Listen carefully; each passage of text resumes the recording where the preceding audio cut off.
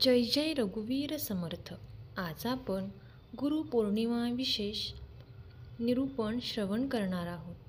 तोपर्यंत जर तुम्ही आपल्या चॅनेलवरती नवीन आला असाल तर नक्कीच आपल्या चॅनेलला सबस्क्राईब करा आणि सबस्क्राईबच्या पुढचे बेल आयकॉनचे बटन दाबा, जेणेकरून इथून पुढचे दासबोध निरूपण, समर्थ बाल निरूपण, त्याचबरोबर मनाचे श्लोक व त्यावरील कथा तुम्हाला नक्की श्रवण करायला भेटेल. चला तर मग आजच्या या गुरुपौर्णिमा विशेष निरूपणाला आपण सुरुवात करूया.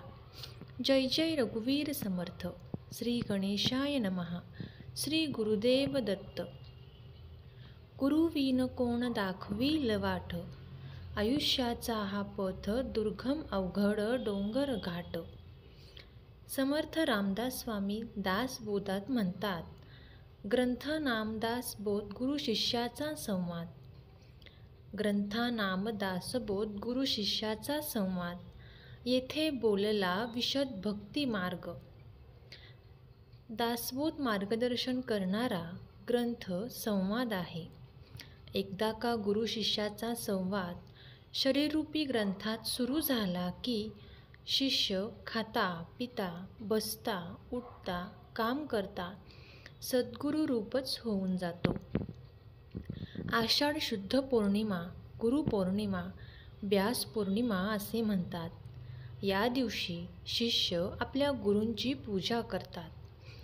गुरूंची खरी पूजा म्हणजे गुरूंनी दिलेले ज्ञान, बोध, शिकवण यांचे प्रत्यक्ष आचरण करणे. त्यांनी दाखवून दिलेल्या साधन मार्गांनी जाणे. आपल्या जीवनात गुरु पदोपदी भेटतात. त्यांच्या ज्ञानाचा सुद्धा आपल्याला उपयोग होतो. उदाहरणार्थ आई. पहिला गुरु आई आहे. वडील आहेत. इतरही ज्ञान देणारे आचार्य, इतरही गुरु. त्याचबरोबर शेजारी, मित्र, आपण काम करतो तेथील कर्मचारी या सर्वांचे स्मरण करण्याचा दिवस म्हणजे गुरुपौर्णिमा. गुरु म्हणजे हिऱ्याप्रमाणे पैलू पाडणारे, ज्ञानाचा सागर, ज्ञानाची ज्योत तेवत ठेवणारा, शिष्याच्या मनातील संवेदना ओळखणारा, ध्येयपूर्तीकडे नेणारा, संकटात तारणारा, ज्ञानाची शिदोरी प्रकाश देऊन देश घडविणारा, अगदी प्रखर दीपस्तंभ म्हणजे गुरु. अशा गुरूंच्या उपकाराने आपले मन कृतज्ञतेने भरून येते. तेव्हा आपल्या तोंडून श्लोक बाहेर पडतात. गुरुर्ब्रह्मा गुरुर्विष्णू गुरुर्दैवो महेश्वरा, गुरु साक्षात परब्रह्म तस्मै श्री सद्गुरुवे नमः.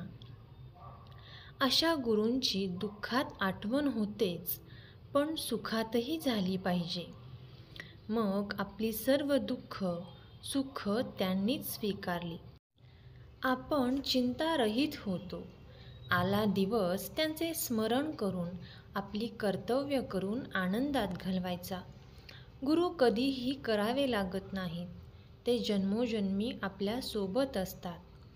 फक्त आपल्यातील शिष्य जागा होण्याची गरज आहे.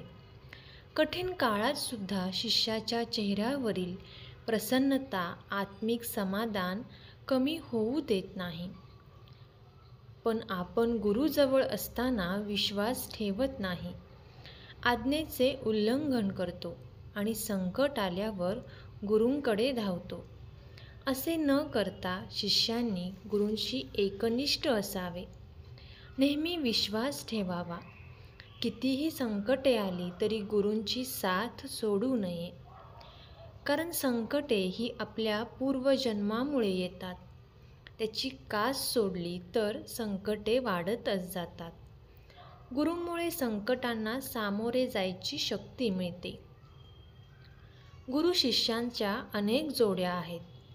जसे की सांदीपाणी कृष्ण, सुदामा, विश्वामित्र, राम लक्ष्मण, परशुराम कर्ण, द्रोणाचार्य अर्जुन, वेदधर्म दीपक इत्यादी. जेथे आपले समाधान होते, संशय, शंका फिटतात, अहंकार, द्वेष, चिंता, मत्सर दूर होतात. तेच गुरुपद होय. समर्थ म्हणतात, गुरु शिष्यांचा संवाद कसा असावा? तर वेद धर्म दीपक सारखा असावा. इथे आपण एक छोटीशी कथा श्रवण करूयात. दीपक वेदधर्म ऋषींचा शिष्य त्यांच्या आश्रमात होता. त्याच आश्रमात अनेक शिष्य होते. एके दिवशी सर्व शिष्यांची परीक्षा घेण्यासाठी वेदधर्म म्हणाले, माझ्या पूर्वजन्मीचे पाप फेडण्यासाठी काशी ठिकाणी जावे लागणार. त्यावेळी माझे अंग जर कुष्ठी, अंध, पंगू होईल, तेव्हा माझी सेवा करण्यासाठी कोण तयार आहे? त्यावेळी दीपक म्हणाला, मी करेन सेवा. ऋषी म्हणाले, विचार कर, सेवा करणे कठीण आहे. माझ्या शरीरातून पू, रक्त, दुर्गंधी येईल. हे सर्व तुला करावे लागेल. दीपक तयार होऊन गुरूंबरोबर गेला. 21 वर्ष गुरुसेवा केली. गुरु रागाने नको नको ते बोलत मारत, तरीही हास्यमुखाने मलमूत्र काढणे, शरीर स्वच्छ करणे, भिक्षा मागून जेवण देणे, हे करत असता महादेव दीपकला भेटावयास आले व म्हणाले, मी प्रसन्न झालो. तू पाहिजे ते मागून घे. दीपक म्हणाला, मला गुरुआज्ञा नाही, मला वर नको. त्यानंतर त्याची भक्ती सेवा पाहून विष्णू म्हणाले, तुझ्या भक्तीने मी प्रसन्न झालो. वर माग. दीपक म्हणाला, मी तुमचे नाम घेतले नाही, भक्ती केली नाही, सेवा केली नाही. तुम्ही का मला वर देता? माझा गुरु मला सर्व देणारा आहे. ज्ञान, त्रयमूर्ती, सर्व देव, सर्व तीर्थे माझा सद्गुरूच आहे. जर वर द्यावयाचा असेल तर सद्गुरू सेवा अधिकाधिक व्हावी असा वर द्या. साक्षात विष्णू प्रसन्न होऊन म्हणाले, सद्गुरूच त्रयमूर्ती, अमृताचा सागर आहेत. अशा प्रकारे वर देऊन दीपक जवळ गेला. सर्व काही सांगितले. त्यामुळे वेदधर्म प्रसन्न आनंदित झाले. क्षणात दिव्य देह धारण केला. धन्य ते गुरु आणि धन्य तो शिष्य. म्हणून समर्थ रामदास म्हणतात, शरण आलेल्यांची चिंता दूर करणारा, आईसारखा सांभाळ करणारा, संसाररूपी भवसागर तरुण जाण्यासाठी सामर्थ्य देणारा, मुक्ती देणारा, दीन अनाथांना आधार देणारा, काळाचा नियंता, भक्तांची माता, स्नेहाळू, कृपाळू, विश्रांतीचे स्थान आहे, सुखाचे माहेर आहे. म्हणून आपोआपच मुखी येते, ज्या ज्या स्थळी हे मन जाय माझे, त्या त्या स्थळी हे निजरूप तुझे. मी ठेवितो मस्तक ज्या ठिकाणी, तेथे तुझे सद्गुरू पाय दोनी, तेथे तुझे सद्गुरू पाय दोनी. जय जय रघुवीर समर्थ. श्रीराम समर्थ. धन्यवाद.